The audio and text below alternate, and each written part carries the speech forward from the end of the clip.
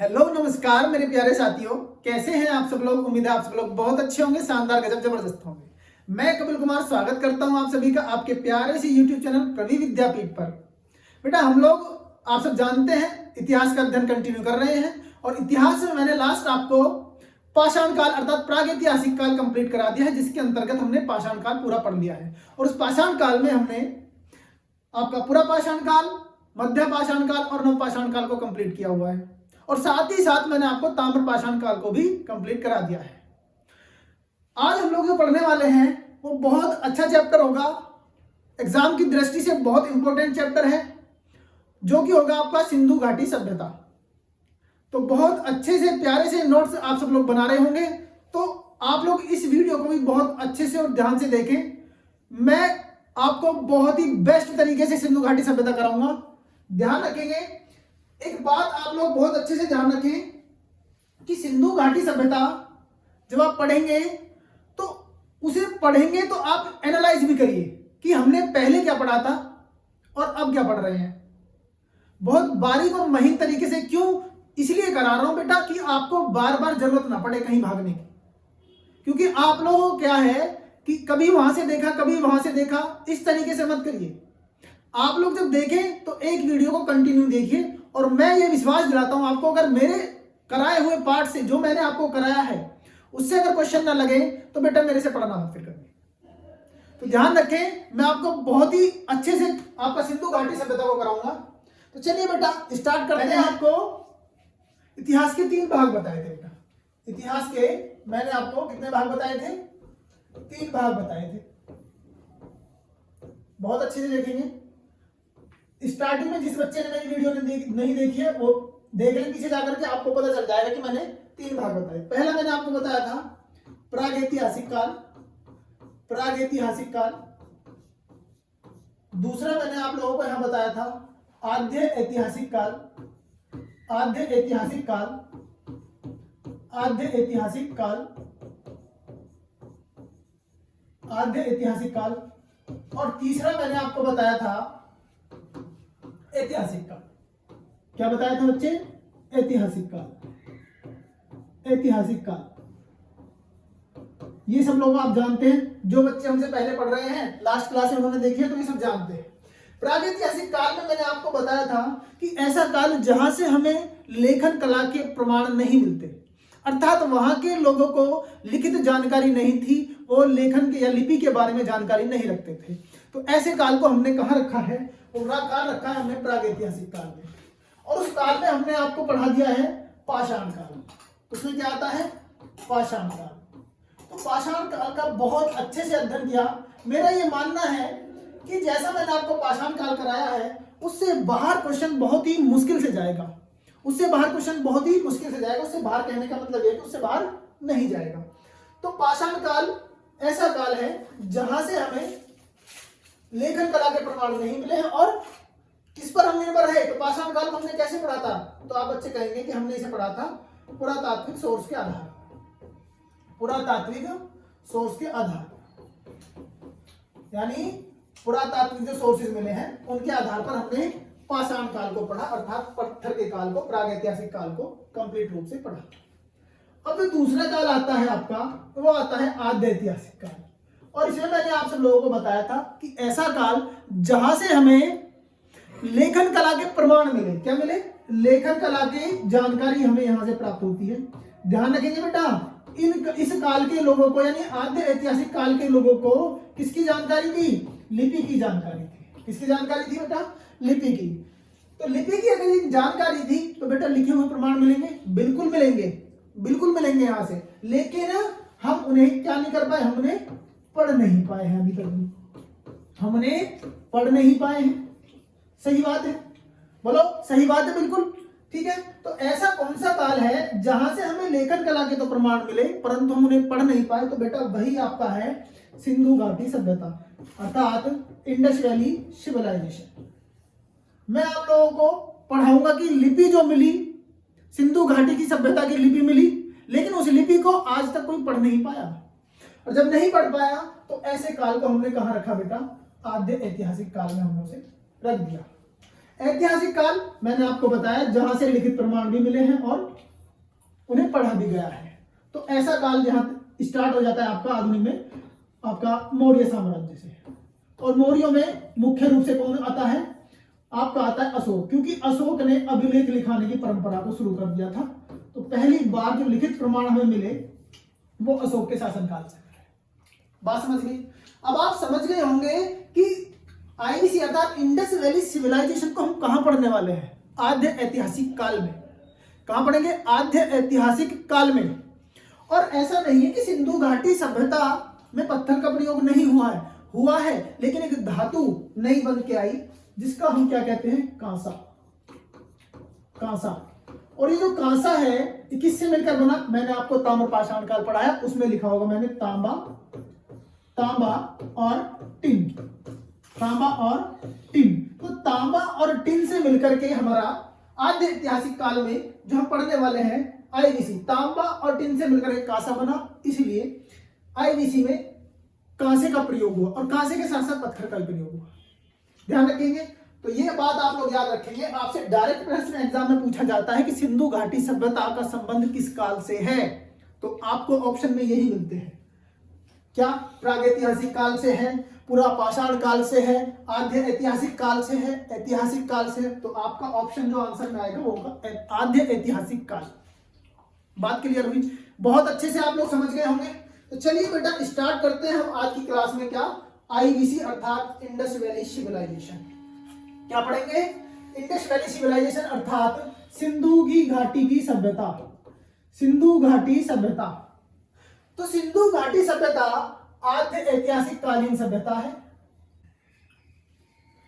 क्योंकि यहां के लोगों को लेखन कला की जानकारी थी बेटा। क्या थी? लेखन कला की जानकारी थी, परंतु हम उन्हें पढ़ नहीं पाए हैं। बात क्लियर हुई? इस सभ्यता को विश्व की प्राचीनतम सभ्यता कहा जाता है और साथ ही साथ यह प्रथम नगरीय सभ्यता भी है। और इस सभ्यता की जो समकालीन कुछ सभ्यता हमें देखने को मिली है, तो कौन कौन सी सभ्यता है? तो बच्चे वो जो सभ्यता आपको देखने को मिली है, एक आपकी चीन की सभ्यता है। कौन सी है? चीन की सभ्यता। कहां पर है? हांगहो नदी के किनारे है। कहां पर है? हांगहो नदी के किनारे पर है। दूसरी मिस्र की सभ्यता है, नील नदी के किनारे पर है। कहां पर है? मिस्र की सभ्यता है, नील नदी के किनारे पर है। तीसरी आपकी मेसोपोटामिया की सभ्यता है, जो आपकी दजला फरात नदी के किनारे है। तो ऐसा नहीं है कि उस समय पर आपका और जगह पर कोई सभ्यता नहीं थी। सभ्यताएं थी, लेकिन सबसे प्राचीन जो सभ्यता थी वो आपकी सिंधु घाटी सभ्यता थी। अब मैंने यहां देखा आपने कि ये प्रथम नगरीय सभ्यता थी। तो नगरीय सभ्यता क्यों कह सकते हैं हम इसे? ऐसा क्या कारण है कि नगरीय सभ्यता? भाई क्यों है नगरीय सभ्यता? तो इसलिए है, इस बात को ध्यान रखेंगे कि यहां पर कुछ नगर पाए गए। भाई नगर पाए गए हैं तभी तो हम नगरीय कह रहे हैं। ऐसा नहीं है कि पूरा भौगोलिक क्षेत्र ही नगरीय है। जो आपको इसका जो क्षेत्रफल है, मैं अभी पढ़ाऊंगा आपको क्षेत्रफल। तो ऐसा नहीं है कि जैसे कि आपका ये जो कंप्लीट रूप से जो क्षेत्रफल है इसका, ये पूरी की पूरी सभ्यता ही आपका क्या है? नगरीय है। कुछ जो क्षेत्र है यहाँ बड़े नगर के रूप में विकसित हुए, जैसे हड़प्पा है, मोहनजोदड़ो है, धोलावीरा है, लोथल आपको देखने को मिलेगा, अन्य वगैरह वगैरह बहुत सारे स्थल यहाँ देखते हैं। ठीक, तो इसलिए हम कहते हैं कि ये नगरीय सभ्यता। अन्य में नगरीय सभ्यता क्यों नहीं कहते? क्योंकि यहाँ पर हमें नगर देखने को, बेशक हमें 3-4 जो भी नगर मिले, 1 मिला, 2 मिला, 4 मिले, 5 मिले, लेकिन मिले तो सही नगर। ऐसा तो नहीं है कि गांव ही गांव बसे हुए थे। तो इसलिए बेटा इसे नगरीय सभ्यता भी कहा जाता है। बात क्लियर हुई? तो इसके समकालीन की ये सभ्यता आप याद रखेंगे और साथ में इनकी नदी भी याद रखेंगे। ये आपके एग्जाम में कई बार पूछ लिया जाता है। और सिंधु घाटी सभ्यता में भी आपका सिंधु नदी आती है, इसलिए उसको भी याद रखें। ठीक है, चलिए अब हम लोग बहुत ही अच्छे से विस्तार पूर्वक आपको बताने वाले कि हम लोग पढ़ेंगे क्या एक्चुअली में सिंधु घाटी सभ्यता में हम पढ़ेंगे क्या क्या। तो सबसे पहले हम देखेंगे सिंधु घाटी सभ्यता की पृष्ठभूमि, कि आखिरकार सिंधु घाटी सभ्यता को सबसे पहले इसका खोज करने का कार्य यानी कहां से इसका प्रमाण मिलना हमें प्रारंभ हुआ, किस व्यक्ति द्वारा इसने कार्य किया, और कब ये विश्व यानी विश्व के लेवल में कब ये सामने आई, ये विश्व छवि में कब ये उभरी, कब हमें देखने को मिलती है। तो सबसे पहले हम क्या देखेंगे बेटा, हम सबसे पहले यहाँ देखेंगे पृष्ठभूमि। क्या देखेंगे? पृष्ठभूमि। उसके बाद हम लोग देख लेंगे सिंधु घाटी सभ्यता का नामकरण, कि सिंधु घाटी सभ्यता का क्या क्या नाम था, किस किस व्यक्ति ने क्या क्या नाम सुझाया। तीसरी बात हम क्या देखेंगे, तीसरी बात हम देखेंगे बेटा सभ्यता के निर्माता, कि इस सिंधु घाटी सभ्यता के उद्भव यानी निर्माता कौन थे। ठीक है, और इसी के साथ साथ, इसी निर्माता के साथ साथ हम लोग क्या देख लेंगे, सैंधव सभ्यता में निवास करने वाली जनजातियां या प्रजातियां जो हमें सिंधु घाटी सभ्यता में देखने को लोग मिले थे, कौन सी प्रजाति के थे। ऐसा एग्जाम में अक्सर पूछ लिया जाता है कि सिंधु घाटी सभ्यता में कौन सी प्रजाति पाई गई, कौन सी प्रजाति पाई गई थी, और ऑप्शन दे दिए जाते हैं, उनमें से पूछ लिया जाता है। इसका विस्तार देखेंगे भाई, इसका भौगोलिक विस्तार कितना था, कहां कहां तक यह फैली थी सभ्यता, इसका पूर्वी स्थल क्या है, पश्चिमी स्थल क्या है, उत्तरी स्थल क्या है, दक्षिणी स्थल क्या है, ये सब हम विस्तार पूर्वक पढ़ेंगे। तो इसका विस्तार, उसके बाद इसकी तिथि का निर्धारण होगा कि कब से कब तक ये सिंधु घाटी सभ्यता है। उसके बाद हम आपको क्या पढ़ेंगे बेटा, लिपि। जैसा कि मैं बता रहा हूं आपको कि सिंधु घाटी सभ्यता के जो लोग थे वो लिपि के बारे में जानकारी रखते थे। जब लिपि जानते थे तो इसलिए तो ये यहाँ के जो हमें चित्रात्मक रूप में मिले हैं प्रमाण। दूसरा, यहाँ की जो मोहर थी, मोहरें क्या क्या बताती हैं, मोहरें हमें कहाँ कहाँ संबंध बताती हैं कि भाई सिंधु घाटी सभ्यता का अन्य सभ्यताओं से भी संबंध था क्या, वहां की कुछ मोहरें भी मिली हैं भारत में। ठीक है, तो इस प्रकार से मोहरों का संबंध भी है। उसके बाद सिंधु घाटी सभ्यता की कला, कला कैसी थी, यहाँ की क्या क्या लोग बनाते थे, हस्तकला किस प्रकार से थी, ठीक है, चित्रकारी कैसे करते थे, ये सब चीजें आपको देखने को मिलेंगी। उसके बाद हम देखते हैं कि सिंधु घाटी सभ्यता की सामाजिक स्थिति, आर्थिक स्थिति, धार्मिक स्थिति। कौन कौन सी स्थिति है? सामाजिक रूप में कि समाज के किस प्रकार से कार्य करता है, समाज में क्या क्या कार्य चलते थे, क्या क्या होता था, महिलाएं क्या कार्य करती थी, महिलाओं की स्थिति कैसी थी, पुरुषों की स्थिति क्या थी। दूसरा, आर्थिक रूप से, आर्थिक रूप से क्या क्या करते थे, ठीक है, इस प्रकार से। दूसरा, धार्मिक रूप से, इनका धार्मिक धर्म में क्या क्या, किस किस में धर्म में इनका लगाव था, क्या क्या पूजा करते थे, किस किस प्रकार से ये किस किस को मानते थे, ये सब इसमें पढ़ने वाले हैं बहुत अच्छे से। ठीक है, उसके बाद सिंधु घाटी सभ्यता की फसलें जो यहाँ पर पाई गई है हमें, ये देखेंगे हम, और उद्योग धंधों के बारे में भी पढ़ेंगे कि सिंधु घाटी सभ्यता के लोग कहाँ से आयात करते थे, कहाँ से कौन सी चीज निर्यात करते थे, यानी अपने यहाँ से कहाँ को आयात करते थे, और कहीं से हमारे यहाँ पर जो है आयात होती थी और निर्यात भी होती थी चीजें। बात समझ रहे हो कि हम कह रहे हैं कि उद्योग धंधों में कि हम लोग कहाँ से चीजों को यहाँ से भेजते थे, कहाँ पर भेजते थे, और वहां से चीजों को आयातित करते थे। ठीक है, अर्थात निर्यात और आयात के साधन मुख्य रूप से थे। अगली बात हम देखेंगे सभ्यता का पतन। कहीं ना कहीं सिंधु घाटी सभ्यता का पतन भी देखने को मिलता है। जब हम काल निर्धारण पढ़ाएंगे तो उस बीच में टाइम पीरियड में मुख्य रूप से सिंधु घाटी सभ्यता पनपी और कुछ समय बाद धीरे धीरे क्षीण होती चली, यानी इसका पतन होता चला। ये सबसे बड़ा जो चीज हम पढ़ाएंगे इसमें आपको सिंधु घाटी सभ्यता के प्रमुख स्थल पढ़ाएंगे, क्योंकि यहां से आपके प्रश्न ज्यादातर देखने को मिलते हैं। सिंधु घाटी सभ्यता के स्थलों से मुख्य रूप से यहीं से ज्यादा प्रश्न बनता है। लेकिन ऐसा नहीं है बेटा कि कहीं से, मतलब जो ये बाकी लिखे हुए हैं इनमें कहीं से प्रश्न नहीं बनेगा, बनता है, बिल्कुल अच्छे से प्रश्न बनता है। तो स्थलों के साथ साथ ये सारी चीजें हम लोग यहाँ विस्तार पूर्वक पढ़ने वाले हैं। ठीक है, मैं ये वादा करता हूं बेटा आपसे कि इस चैप्टर के बाद सिंधु घाटी सभ्यता की और कहीं जरूरत नहीं पड़ेगी आपको पढ़ने की। ये बात मैं अपने आप से बोल रहा हूं, क्योंकि मैं इस तरीके से आपको पढ़ा रहा हूं। चाहे आपका स्टेट पीसीएस तक का भी एग्जाम अगर यहाँ हो रहा है ना, तो इसे पढ़ के जाइए। मैं 100% गारंटी के साथ कहता हूं, अगर सिंधु घाटी सभ्यता से प्रश्न आता है तो इससे बाहर नहीं जाएगा। बहुत ही मुश्किल, अगर रेयर केस में एक आध प्रश्न चला जाता है तो चला जाता है, वरना बहुत ही मुश्किल है तो यहाँ से बाहर जाए। ठीक, तो चले बेटा पढ़ते हैं हम सबसे पहले पृष्ठभूमि। तो सिंधु घाटी सभ्यता की पृष्ठभूमि पर थोड़ा सा देख लेते हैं क्या पृष्ठभूमि रही है। तो सबसे पहले 1826 ईस्वी की बात है। कब की है? 1826 ईस्वी की। एक व्यक्ति थे चार्ल्स मेसन। चार्ल्स मेसन ने सबसे पहले 1826 ईस्वी में पंजाब प्रांत के साहिवाल जिले में एक हड़प्पीय टीले को खोज लिया और उसका उल्लेख अपने एक लेख में कर दिया जिसका नाम था नैरेटिव ऑफ जर्नीज। क्या नाम था? नैरेटिव ऑफ जर्नीज, यानी यात्रा विवरण। नैरेटिव किसका है ये पूछ लिया जाए अगर आपसे, किसका है?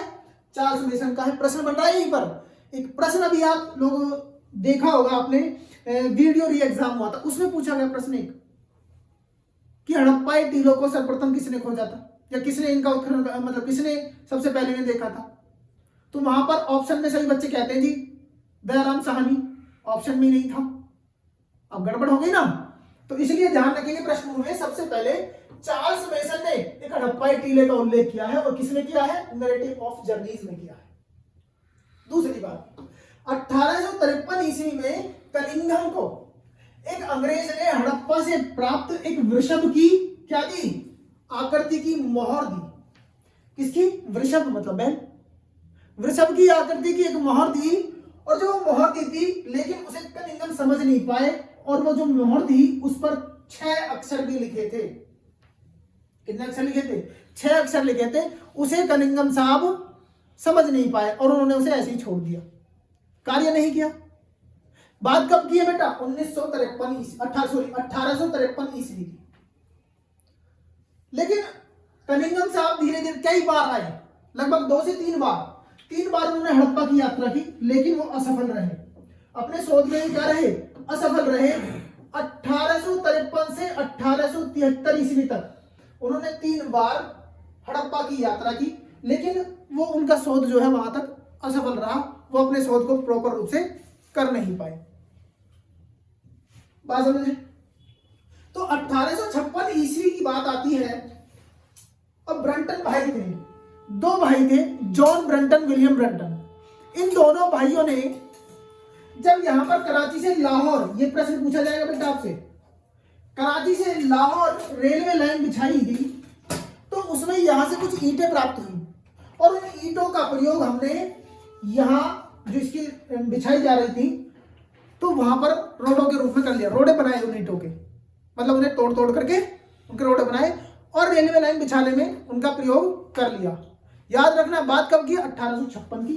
कौन थे? जॉन ब्रंटन और विलियम ब्रंटन, दोनों भाई थे। बात क्लियर हुई?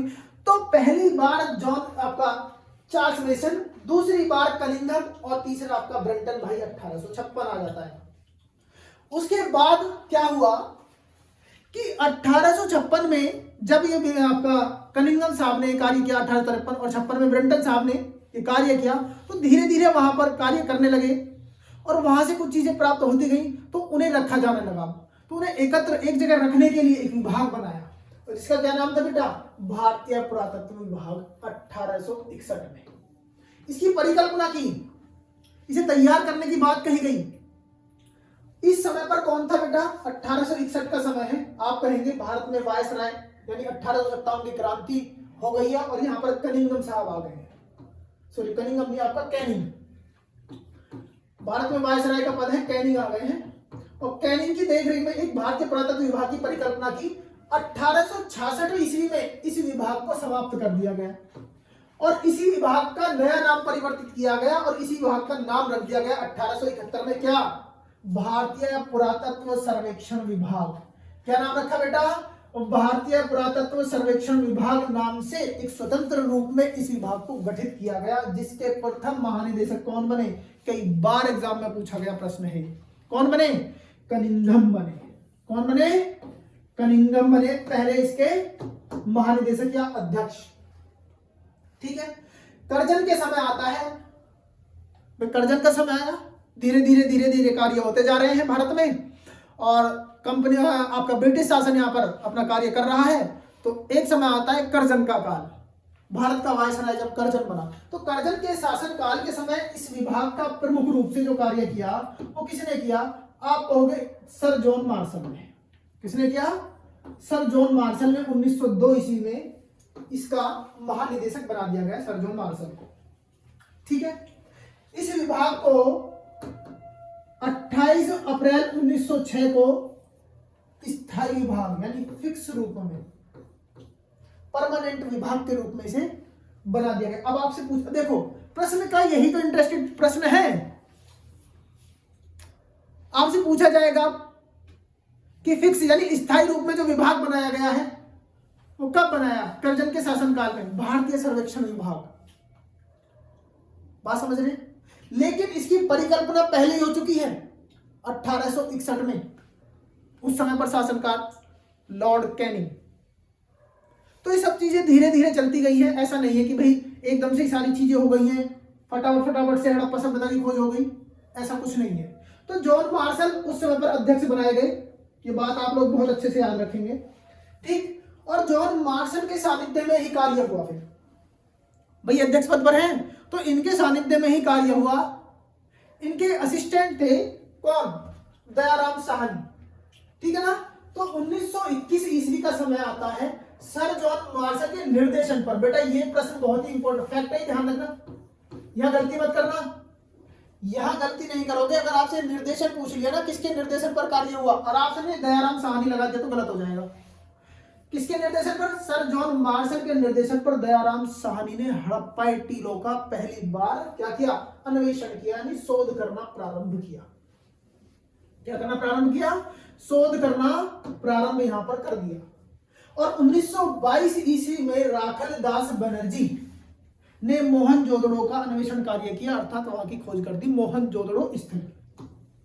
ये एग्जाम में कई बार प्रश्न एग्जाम में डायरेक्टली पूछ ले जाते हैं आपसे, इवन कोई भी एग्जाम हो, यहां तक कि वनडे एग्जाम से लेकर स्टेट पीसीएस तक के एग्जाम में ये चीजें पूछ ली जाती है, मैचिंग में लगाने के लिए आ जाती हैं, ठीक है ना। स्थलों के नाम आ जाते हैं, खोजों के नाम आ जाते हैं, या आपका स्थलों के नाम आ जाते हैं, इनकी जो खोज की थी उनके नाम आ जाते हैं, मैचिंग कीजिए। इस प्रकार से प्रश्न बनते हैं डायरेक्टली।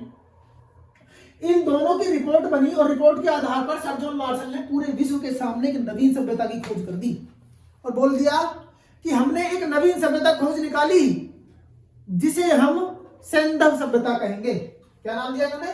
सैंधव सभ्यता। अभी नामकरण बताऊंगा तो बताऊंगा किस किसने क्या क्या नाम दिया। और इन्होंने खोज की घोषणा की, और ये जो घोषणा थी एक लेख में की, जिसका क्या नाम था? इलस्ट्रेटेड लंदन न्यूज लेख। इलस्ट्रेटेड लंदन न्यूज लेख के माध्यम से ये कार्य इन्होंने कर दिया कि पूरे विश्व में एक नई सभ्यता का हमने खोज किया है, और वो सभ्यता कौन सी है? सिंधु घाटी सभ्यता है। ये था बेटा आपका थोड़ा सा पृष्ठभूमि, मैं आपको बता चुका हूं। यहीं तक का पृष्ठभूमि का इसलिए है क्योंकि इसके बाद तो सारे कार्य होने लगे और विश्व में इस चीज की खोज हो गई है और लोगों को पता चलेगा कि हाँ कि भारत में भाई एक सिंधु घाटी सभ्यता जो नई रूप में देखने को मिली वो हमें प्राप्त हुई है। अब क्या देखेंगे? अगला आ जाता है आपका नामकरण। क्या आता है बेटा? नामकरण। बहुत अच्छी बात है, नामकरण भी आप लोग देख लो। बहुत से बच्चों को डाउट रहता है कि भाई सिंधु घाटी सभ्यता का अलग अलग नाम है, किस किसने दिया है, ठीक है ना। ये अलग अलग नाम भी आप लोग आज देख लेते हैं बहुत अच्छे से। तो सिंधु घाटी सभ्यता का सबसे पहले जो नामकरण किया था ना बेटा, वो किसने किया था? तो आप कहोगे सिंधु घाटी सभ्यता का सबसे पहले नामकरण आपका किया था सर जॉन मार्शल ने किया था। किसने किया था? सर जॉन मार्शल ने सभ्यता का नामकरण किया, ठीक है। इनकी एक पुस्तक है Mohenjodaro and the Indus civilization. Mohenjodaro and the Indus civilization. और इन्होंने इस सभ्यता का जो नाम रखा था वो क्या नाम रखा था? आप कहोगे सैंधव सभ्यता। ये बात ध्यान रखना, क्या नाम रखा था? सैंधव सभ्यता इन्होंने नाम दिया था। दूसरा, इस सभ्यता का सर्वप्रथम खोजा गया स्थल हड़प्पा था, सभी को पता है। मैं आपको जब से ही हड़प्पा बता रहा हूं, 1826 से ही हड़प्पा नामक टीलों की खोज हो रही है। तो जब सबसे पहले हड़प्पा स्थल खोजा गया, हड़प्पा टीला खोजा गया, तो इसी हड़प्पा के नाम पर इस सभ्यता को हम हड़प्पा सभ्यता भी कहते हैं। एक हड़प्पा अलग से एक स्थल है बेटा, साइट है जो सबसे पहले हड़प्पा सभ्यता में खोजी गई, इसलिए इसे क्या कहते हैं? हड़प्पा सभ्यता नाम दिया गया है। ध्यान रखेंगे इस बात को भी, ठीक है ना। क्या नाम दिया गया? हड़प्पा सभ्यता भी इसे कहा जाता है। एक व्यक्ति है मार्टिमर व्हीलर, बहुत इंपॉर्टेंट, इन व्यक्ति का नाम भी आ जाता है। मार्टिमर व्हीलर की एक पुस्तक है, क्या नाम है? Civilization of the Indus valley and beyond. इस पुस्तक में इन्होंने नाम जो सुझाया वो क्या नाम सुझाया? सिंधु सभ्यता। क्या नाम सुझाया? सिंधु सभ्यता। तो इस पुस्तक का भी नाम याद रखेंगे जो मार्टिमर व्हीलर की है, और सर जॉन मार्शल की Mohenjodaro and the Indus civilization, इस पुस्तक का भी नाम याद रखेंगे। अब 2 पुस्तकें सिंधु घाटी सभ्यता से हो गई, आपको याद रखनी है दोनों, कभी आपसे पूछ लिया जाए एग्जाम में। अगला, इस सभ्यता में एक मिश्र धातु का प्रयोग हुआ, सभी को बताया मैंने। मिश्र धातु कौन सी थी? कांसा। वो कांसा को मैंने आपको अभी पीछे ही बताया था, ताम्रपाषाण काल में पढ़ा रहा था, वहां भी बताया था। कांसा जो बनती है मिश्र धातु है, तांबा और प्लस टिन के योग से बन जाती है। इन दोनों को मिला दो तो एक मिश्र धातु बनके होती है तैयार कौन सी, जिसका नाम है कांसा। और इस कांसे के नाम पर इस सभ्यता को कांस्य युगीन सभ्यता कहते हैं, कांस्य युग की सभ्यता भी कहा जाता है। बात समझ गए होंगे। अगला जो व्यक्ति आता है गार्डन चाइल्ड, क्या नाम है बेटा? गार्डन चाइल्ड इन व्यक्ति का नाम है। गार्डन चाइल्ड ने आईवीसी को प्रथम नगरीय सभ्यता कहा। ये वेरी इंपॉर्टेंट, मैंने भी नोट लिखा हुआ है, देखो यहाँ पर मैंने भी आपको यहाँ पर नोट लिखा हुआ है कि गार्डन चाइल्ड ने प्रथम नगरीय सभ्यता कहा। तो आप सब लोग बताएंगे कि नगरीय सभ्यता क्यों कहा? क्योंकि सबसे पहले यहीं पर नगर पाए गए, इसलिए इसे नगरीय सभ्यता भी कहा गया है। क्लियर हुआ? नामकरण सभी के समझ में आ गया होगा, बहुत अच्छे से नामकरण को आप समझ गए होंगे कि सिंधु घाटी सभ्यता का नाम किस किस ने क्या रखा है और क्यों रख दिया गया है। बात क्लियर हुई सभी की? चलो अब देखते हैं हम इसके निर्माता, अर्थात सिंधु घाटी सभ्यता में जो निर्माता थे, सिंधु घाटी सभ्यता किसके द्वारा पनपी, कौन लोग यहां पर आए जिसके द्वारा सिंधु घाटी सभ्यता का विकास होता चला गया, और बाद में कौन लोग यहां पर रह रहे थे, वो मैं आपको बताऊंगा कि निवास करने वाली प्रजातियां तो कौन से थे। सिंधु घाटी सभ्यता के मुख्य रूप से 3 मत है निर्माता के। कितने? 3 मत। कौन कौन? सुमेरियन लोग, आर्य लोग और द्रविड़ लोग। सुमेरियन लोग आपका बेटा इराक के क्षेत्र से देखने को मिलते हैं। कहां से? इराक के क्षेत्र से देखने को मिलते हैं सुमेरियन लोग, इराक। और जो आपका एक सभ्यता है मेसोपोटामिया, जो जिला फरात नदी के पास है, वो आपका इराक और ईरान के क्षेत्र में ही पनपी थी। तो ऐसा भी देखने को मिला कि वहां के जो लोग थे वो यहाँ पर आए और उन्होंने ही क्या किया, सिंधु घाटी सभ्यता में आकर के, यानी सिंधु क्षेत्र में आकर के वो बस गए, और उन्हीं से ही हमारा हड़प्पा सभ्यता के लोगों का जो विकास होता चला गया। अब सुमेरियन लोग जो थे, इस बात को किसने स्वीकार किया कि सिंधु घाटी सभ्यता के जो उद्भवकर्ता थे, जो निर्माता थे, वो कौन थे? सुमेरियन थे। गार्डन चाइल्ड नाम का व्यक्ति है, उन्होंने इस बात को स्वीकार किया है। सर जॉन मार्शल है, उन्होंने स्वीकार किया है। मार्टिमर व्हीलर है, उन्होंने स्वीकार किया है। इन्होंने कहा कि सिंधु घाटी सभ्यता के जो निर्माता है यानी उद्भवकर्ता है वो कौन थे? वो थे आपका सुमेरियन लोग। लेकिन बेटा इसमें कहीं ना कहीं असमानता का भी भाव दिखेगा। कैसे? देखिए, इन्होंने क्यों कहा? तो इन्होंने इसलिए कहा क्योंकि यहाँ के लोग भी लिपि को जानते थे, अर्थात सुमेरियन लोग भी लिपि का ज्ञान रखते थे, जैसा कि सिंधु घाटी सभ्यता के रखते हैं, वो भी लिपि का ज्ञान रखते थे। ये लोग तांबा और कांसे की धातु का प्रयोग करते थे। सुमेरियन लोग भी इसी प्रकार का प्रयोग करते थे। सिंधु घाटी सभ्यता के लोग भी आपका तांबा और कांसे का प्रयोग करते हैं। लेकिन असमानता क्यों दिखी? ऐसा क्या कारण था कि हम लोग उन्हें नहीं कह सकते? तो इसीलिए नहीं कह सकते बेटा, देखो हमारी जो सिंधु घाटी सभ्यता की जो लिपि थी वो थी आपकी चित्रात्मक। कैसी थी? भाव चित्रात्मक। जबकि सुमेरियन लोगों की जो आपका लिपि थी वो कैसी थी? आप कहोगे वो थी अक्षरात्मक। कैसी थी? अक्षरात्मक या वर्णात्मक। तो वहां जो हमें लिपि में अक्षर देखने को मिले वे थे 900 वर्ड हमें मिले, जबकि भारत की जो आपका जो हड़प्पा सभ्यता थी उसकी जो लिपि चित्रात्मक है उसके जो अक्षर देखने को मिले हमें कितने? 400। ठीक है। और इस बात को भी ध्यान रखेंगे कि हड़प्पा सभ्यता की लिपि को पढ़ा नहीं गया है। मैंने अभी आपको बताया कि हड़प्पा सभ्यता की जो लिपि है उसे तो पढ़ा नहीं गया, इसे तो हम यहाँ की लिपि जो थी इस लिपि को पढ़ नहीं पाए। क्या नहीं कर पाए? पढ़ नहीं पाए। लेकिन बेटा क्या? लेकिन जो आपकी लिपि थी सुमेरियन लोगों की अक्षरात्मक, इसे पढ़ा जा चुका है। इसे पढ़ा जा चुका है। इसे पढ़ा जा चुका है। अगर इसे पढ़ लिया गया और इसे नहीं पढ़ा गया तो कहीं ना कहीं असमानता का भाव है। तो इसलिए ये बात बिल्कुल भी मत नहीं है, इस बात का बिल्कुल भी स्पष्टता नहीं दिखती कि सिंधु घाटी सभ्यता के लोग सुमेरियन लोग ही थे। इस बात को खारिज कर दिया जाता है बिल्कुल। ठीक है, बात समझ गए होंगे, बहुत अच्छे से आप लोग बहुत क्लियर करके समझा दिया है। अब बात आती है आर्यन लोग।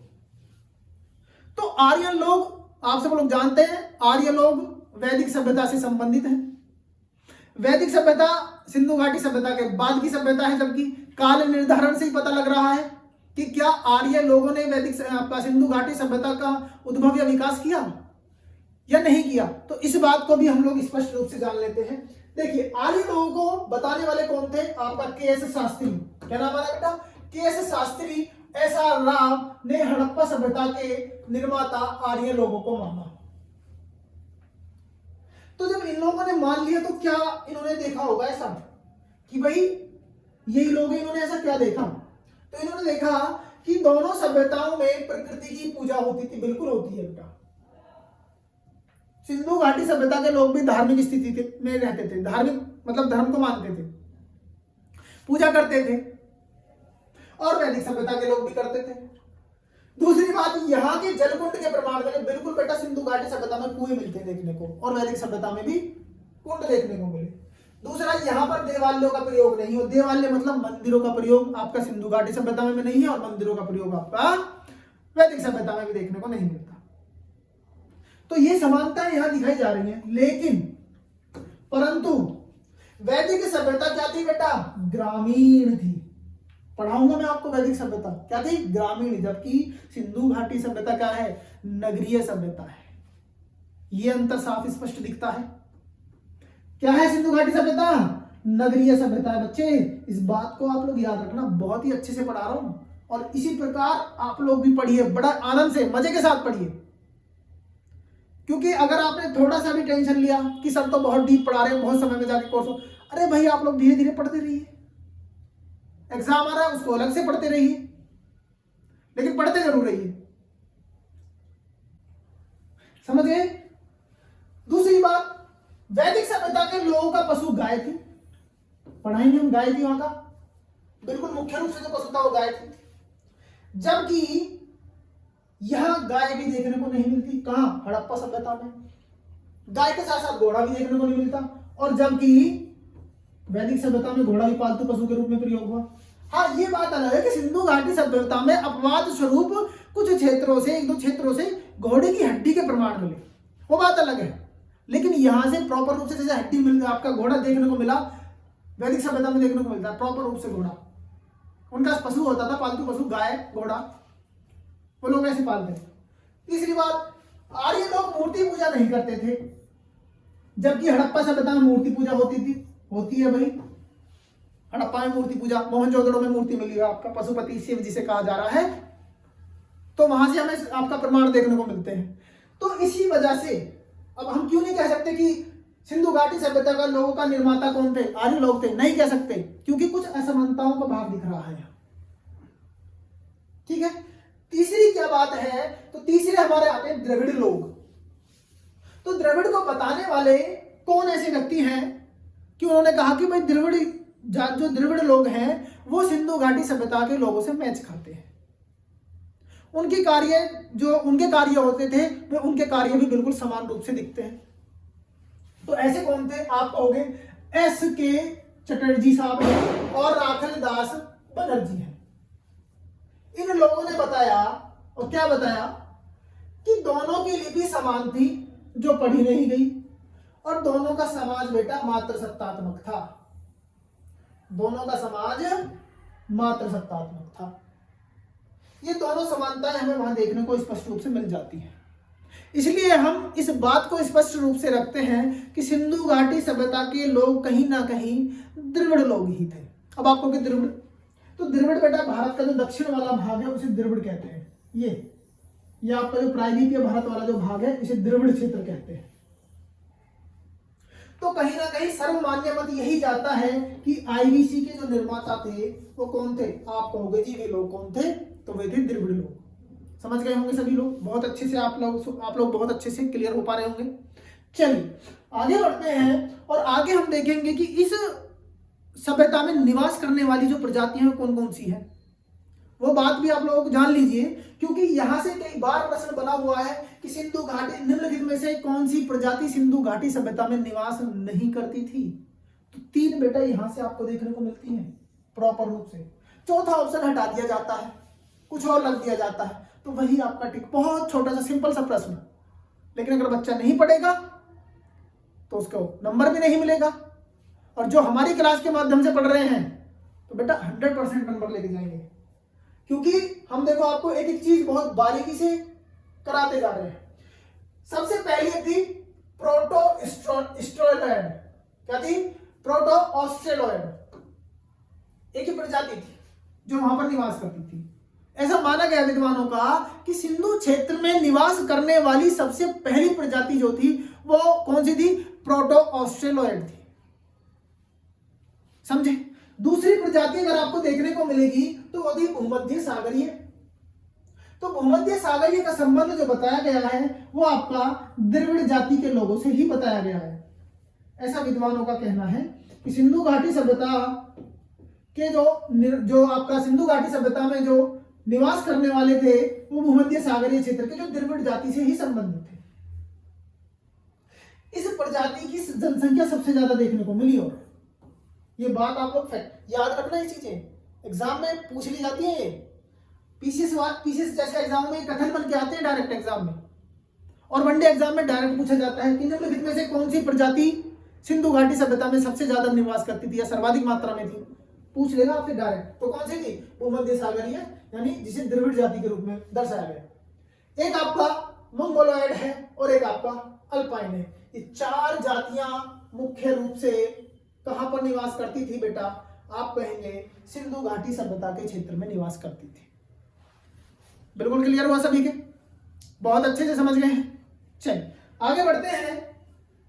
आगे जो आपका आएगा, आगे आप देखेंगे कि इसका विस्तार क्षेत्र कहां तक है। इसका विस्तार कहां तक, यानी ये पूर्व में कहां तक है, पश्चिम में कहां तक है, उत्तर में कहां तक है और दक्षिण में कहां तक है। इसका विस्तार क्या कहता है? मुख्य रूप से इसका विस्तार जो था वो सिंधु घाटी सभ्यता का विस्तार 3 देशों में देखने को मिला। पहले अगर प्राचीन की बात करें तो उस समय पर 2 ही देश मोस्टली देखे जाते थे, अफगानिस्तान का क्षेत्र हो गया और भारत का क्षेत्र। लेकिन 1947 में आप सब लोग जानते हैं कि बंटवारा हुआ और पाकिस्तान भूपटल पर आया और इस पर एक नया देश बन के उभरा, भारत से ही कट के बना। तो ध्यान रखेंगे कि 3 क्षेत्र कौन कौन से हैं? भारत, पाकिस्तान और अफगानिस्तान। इन 3 क्षेत्रों से वर्तमान समय में सिंधु घाटी सभ्यता के जो स्थल है वो देखने को मिलते हैं। बात क्लियर हुई?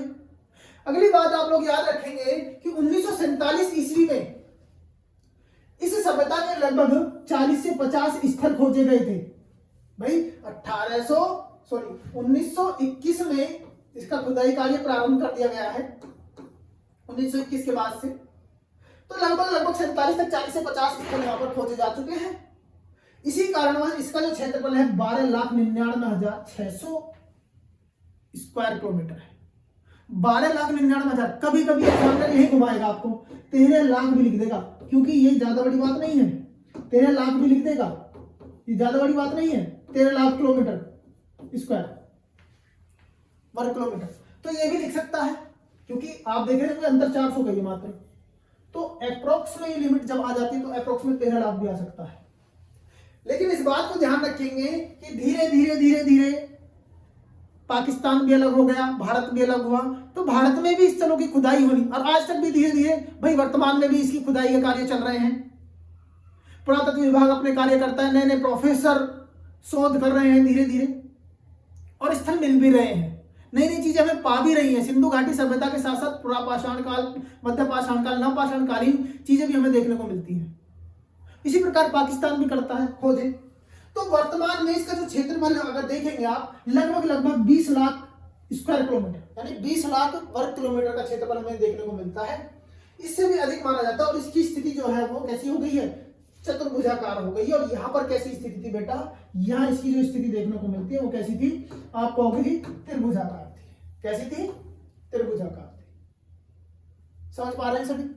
तो मुख्य रूप से 3 देश कौन कौन से? पहला भारत, पाकिस्तान दूसरा और तीसरा अफगानिस्तान। इन क्षेत्र ध्यान रखेंगे, अफगानिस्तान से इसके केवल 2 ही क्षेत्र देखने को मिले हमें।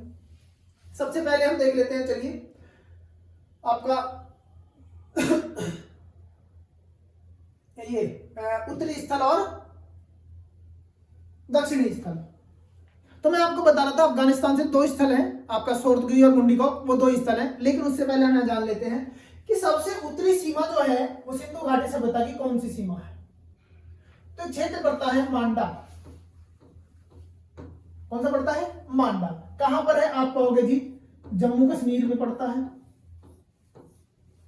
अब आप कहेंगे कि जी नदी भी कोई होगी। क्यों होगी नदी? क्योंकि जितने भी ज्यादातर शहर यहाँ देखने को मिले, जितने भी ज्यादातर यहाँ के स्थल देखने को हमें मिले, वो सब नदियों के किनारे देखने को मिले। तो ये भी नदी के किनारे बसा हुआ होगा। बिल्कुल जी, ये भी नदी के किनारे देखने को मिलता है। तो इसकी जो नदी है वो मोस्टली एग्जाम में पूछी जाए तो आप लोग लगा सकते हैं चिनाब नदी के पास। मांडा चिनाब नदी के पास अखनूर में पड़ता है। ठीक है, अखनूर जम्मू कश्मीर में देखने को मिलता है उत्तरी स्थल। अब बात आती है पूर्वी स्थल की। तो पूर्वी स्थल कौन सा है बेटा? याद रखेंगे, पूर्वी स्थल आपका उत्तर प्रदेश में ही पड़ता है, जिसका नाम है आलमगीरपुर। और कहाँ है बेटा? यूपी में है। आप कहोगे किस नदी के किनारे है या कहां पर है, ये कौन से जिले में है? आप कहना जी ये आपका बागपत। कौन सा जिला है? बागपत। और नदी आपकी जो पड़ती है यहाँ वो पड़ती है हिंडन नदी। कौन सी नदी? हिंडन नदी। तो सबसे पूर्वी सीमा कौन सी सीमा? सबसे पूर्वी सीमा सिंधु घाटी सभ्यता की कौन सी है? आलमगीरपुर सबसे पूर्वी स्थल है। दक्षिणी स्थल में देखेंगे तो एक स्थल मिलता है आपका दैमाबाद। कौन सा? दैमाबाद। आप कहोगे जी दैमाबाद कहां पर है? ये आपका पड़ता है बेटा महाराष्ट्र में। कहां पर? महाराष्ट्र में पड़ता है। महाराष्ट्र में ये क्षेत्र देखने को मिला। और महाराष्ट्र में ये क्षेत्र है, लेकिन यह क्षेत्र किस नदी के किनारे है? तो यह जो क्षेत्र है ये आपका प्रवरा नदी के किनारे है। कौन सी नदी है? प्रवरा नदी। और ये जो प्रवरा नदी है ये बेटा गोदावरी की सहायक नदी है। कभी ऑप्शन में गोदावरी आ जाए तो घबराना नहीं है। आप गोदावरी बेशक आराम से मार दीजिए, कोई दिक्कत नहीं है। जैसे यहां पर हिंडन की जगह आपको क्या आ जाए? यमुना आ जाए, भाई आ सकता है, उसकी सहायक नदी है। तो बेशक आप लगा दीजिए, कोई दिक्कत नहीं है, क्योंकि हिंडन आपको देखने को मिलता है। तो उसके आसपास के समीप में जो क्षेत्र में नदी है वो यमुना ही है। समझ पा रहे हैं? ठीक है ना? चलिए अब आप देखेंगे सबसे पश्चिमी स्थल कौन सा होगा इस सभ्यता का। तो पश्चिमी स्थल जो देखने को मिलता है वो आपका मिलेगा सुतकांगेडो। कौन सा होगा? सुतकांगेडो। सुतकांगेडोर एक स्थल है आपका जो हमें देखने को मिलता है कहां पर? पश्चिमी स्थल। नदी कौन सी होगी बेटा? सबसे पहली बात ये है कहां पर? आप कहोगे जी बलूचिस्तान प्रांत में। बलूचिस्तान प्रांत वर्तमान पाकिस्तान का एक प्रांत है, बलूचिस्तान प्रांत। वहां एक स्थल था सुतकांगेडोर जो इसकी पूर्वी सीमा है। नदी आपकी जो देखने को मिली वो थी आपकी दास्क नदी। दास्क नदी कौन सी नदी थी? दास्क नदी। तो याद रखेंगे। दूसरा, अगर प्रश्न एग्जाम में ये बन जाता है कि सिंधु घाटी सभ्यता का पश्चिम से पूर्व के मध्य जो लंबाई थी वो कितनी थी? आप कहोगे 1600 किलोमीटर। कितनी थी? 1600 किलोमीटर की लंबाई थी। 1600 किलोमीटर की लंबाई थी बेटा। ठीक है। और आपसे पूछ रहे उत्तर से और दक्षिण के मध्य कौन कितनी लंबाई थी आपकी? तो इसकी जो नापा है लगभग 1400 किलोमीटर। ये सब लगभग में होती है। ठीक है ना? तो 1400 किलोमीटर लगभग ये देखने को मिली है। क्लियर हुआ? सभी को क्लियर हो गया होगा। मेरे हिसाब से ज्यादा बड़ी बात नहीं थी, ये छोटा सा एक पॉइंट था। हालांकि एग्जाम में कई बार पूछा जाता है ये कि सबसे पूर्वी सीमा कौन सी है, उत्तरी स्थल कौन सा है, दक्षिणी स्थल कौन सा है, पश्चिमी स्थल कौन सा है। सभी की नदियां भी मैंने साथ साथ यहाँ पर लिखवा दी आपको। ये नदियां भी नोट करेंगे और आप लोग साथ साथ इन्हें भी नोट करेंगे। क्लियर हुआ? चलिए, तो 3 मैंने आपको बताया। तो अफगानिस्तान में जो पहला आपका देखने को मिला स्थल, वो 2 स्थल मुख्य रूप से हैं। क्या नाम है बेटा दोनों का? पहला है सोर्तगुई और दूसरा है मुंडीगो। ये दोनों स्थल इंपॉर्टेंट हैं अपने आप में, क्योंकि अफगानिस्तान से केवल 2 स्थल हैं। अभी तक दो ही हमें किताबों में, अन्य किताबों में, सब जगह पर दो ही देखने को मिलते हैं। आप धीरे धीरे अगर खोज हुई वहां से कुछ और स्थल मिले तो जरूर आपको यहाँ पर नवीन शोध आएंगे, तो नवीन शोधों के आधार पर भी लिखवाएंगे। अगला आता है पाकिस्तान। पाकिस्तान प्रांत से मुख्य रूप से 3 प्रांत थे भाई। पाकिस्तान से प्राप्त जो हुए हैं मुख्य रूप से 3 प्रांत। कौन कौन से? बलूचिस्तान प्रांत आपका देखने को मिला। कौन सा? बलूचिस्तान प्रांत, सिंध प्रांत और पंजाब प्रांत। तो पाकिस्तान के बलूचिस्तान प्रांत से जो क्षेत्र मिले, सुतकांगेडोर है एक क्षेत्र है, सुतकांगेडोर, अभी मैंने आपको बताया। बालाकोट मिलता है देखने को, और आपका सुतकाकोहो और डाबरकोट आदि और अन्य स्थल भी हैं, ये भी देखने को हमें यहाँ मिल जाते हैं। ये आपका बलूचिस्तान प्रांत से है।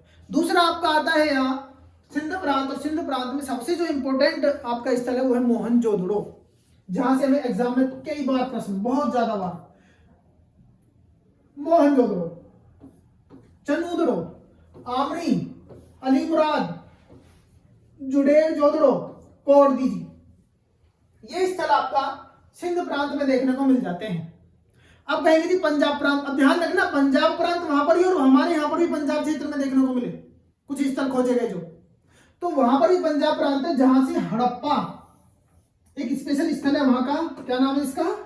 हड़प्पा। और ये हड़प्पा स्थल देखने को मिला रहमान ढेरी, जलीलपुर और अन्य बहुत सारे स्थल हैं। ये तो इंपॉर्टेंट चीजें मैंने आपको यहाँ पर बताई है कि ये हम पढ़ने ही वाले हैं कुछ चीजें, और यहाँ से प्रश्न भी मोस्टली बन जाता है एग्जाम में, बहुत ज्यादा मात्रा में प्रश्न यहाँ से देखने को मिलता है। ठीक है, अब बात करते हैं भारत की, क्योंकि भारत, भाई हम भारत के लिए पढ़ेंगे, हालांकि पढ़ रहे सिंधु घाटी सभ्यता है, ऐसा नहीं कि पाकिस्तान के स्थलों को छोड़ देंगे ना। तो भारत को हम पहले देख लेते हैं, क्योंकि भारत से भी बहुत ज्यादा मात्रा में हड़प्पा सभ्यता के स्थलों को खोजा जा चुका है आजादी के बाद से। तो भारत में 7 राज्य मुख्य रूप से हैं जहां पर हमें इस सभ्यता के प्रमाण मिले, या साइट्स जो मिली, या स्थल जो मिले आपका हड़प्पा सभ्यता के 7 राज्यों से। एक आपका जम्मू कश्मीर, मैंने अभी आपको बताया, एक स्थल मांडा जम्मू कश्मीर से। दूसरा आपका पंजाब, और इस पंजाब से क्या मिला देखने को? आप कहेंगे इस पंजाब से जो स्थल मिले मुख्य रूप से रोपड़ इंपॉर्टेंट है। रोपड़ इसलिए इंपॉर्टेंट जाता है कि आजादी के बाद भारत में खोजा गया सबसे पहला स्थल है ये। अगर आपसे एग्जाम में पूछ लिया जाए कि आजादी यानी 1947 के बाद, क्योंकि भारत पाकिस्तान हट गए, अलग अलग हो गए, तो आजादी के बाद भारत में सबसे पहले स्थल खोजा रोपड़ है, वो रोपड़ है। उसके बाद चक 86 यानी 86, संघोल है, लखनी खाला, टेर माजरा आदि स्थल हमें पंजाब से देखने को मिले। उसके बाद हरियाणा है, जहां से बनावली इंपॉर्टेंट है, राखीगढ़ी है, मिताथल है, सिसवल और अन्य स्थल भी यहां हमें देखने को मिले। उसके बाद राजस्थान से कालीबंगा अपने आप में इतनी इंपॉर्टेंट है ये, क्योंकि यहां से कई बार प्रश्न बनता है। बालाथल है और अन्य स्थल है, लेकिन आदि लिख करके हमने छोड़ दिया। आगे देखेंगे गुजरात सबसे इंपॉर्टेंट क्यों है, क्योंकि यहां से जो प्रश्न है वो बहुत ज्यादा बने हैं गुजरात से अभी तक। लोथल है, रंगपुर है, धोलावीरा है, सुरकोटदा है और देसलपुर। अन्य स्थल भी देखिए 5 हो गए आपके। कौन कौन से? जम्मू कश्मीर, पंजाब, राजस्थान, हरियाणा, राजस्थान और गुजरात। बचे कौन से? आप कहोगे महाराष्ट्र और यूपी, महाराष्ट्र और उत्तर प्रदेश। ठीक है, तो उत्तर प्रदेश से कौन कौन से स्थल मिलते हैं मैंने अभी आपको बताया। आलमगीरपुर कहां पड़ता है बच्चे लोग कहेंगे आलमगीरपुर पर है, आलमगीरपुर जो है वो कहां पर पड़ता है? बागपत में। कहां कहेंगे बच्चे लोग? सभी लोग बागपत में। उसके बाद बड़गांव आता है और हुलास आता है, ये भी आपका कहां पड़ता है? सहारनपुर डिस्ट्रिक्ट, उत्तर प्रदेश का सहारनपुर डिस्ट्रिक्ट, ये वहां देखने को मिलते हैं दोनों। एक आपका आता है मांडी, बेटा ध्यान रखना, मांडा और मांडी दोनों में बहुत परिवर्तन है, ई की मात्रा का, वहां पर अंकी बिंदी। मांडी यूपी का एक स्थल है जो कहां पर मिला? मुजफ्फरनगर में, मुजफ्फरनगर में देखने को मिला। लेकिन सुनोली जो है आपका ये, और हाँ, लेकिन आपका जो मांडा है वो जम्मू कश्मीर में मिला।